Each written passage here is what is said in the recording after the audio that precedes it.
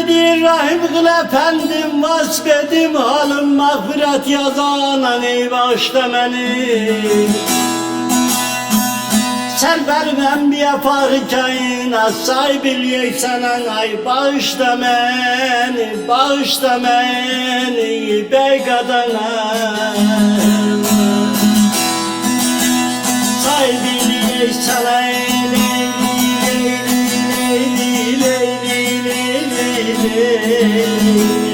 bağışla beni benim edim.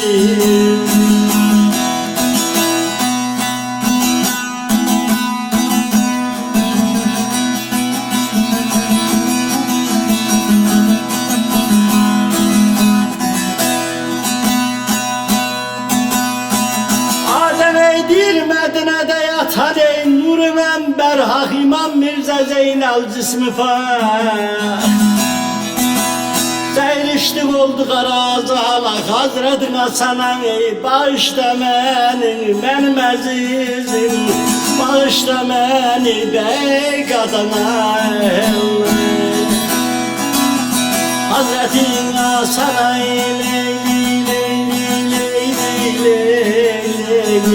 bağışla beni benim azizim.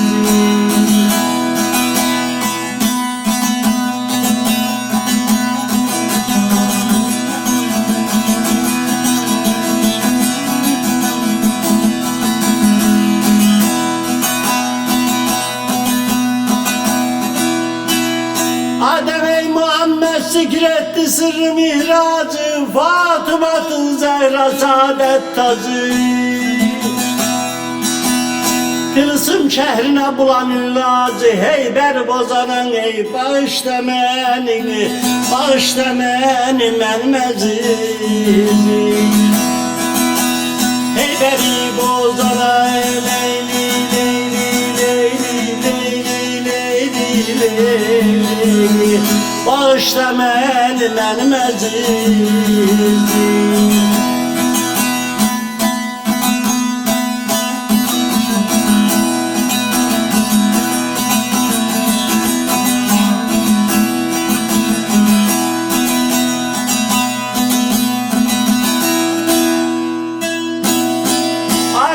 Şenlik deryada sal Hazreti Abbas'ı, İmam Hüseyin'in ey metemiyası.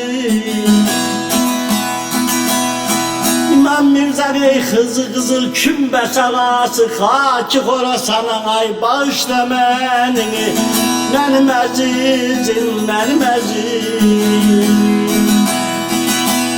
Hacı Khorasan'a leyli bağışla beni benim azizim, benim azizim.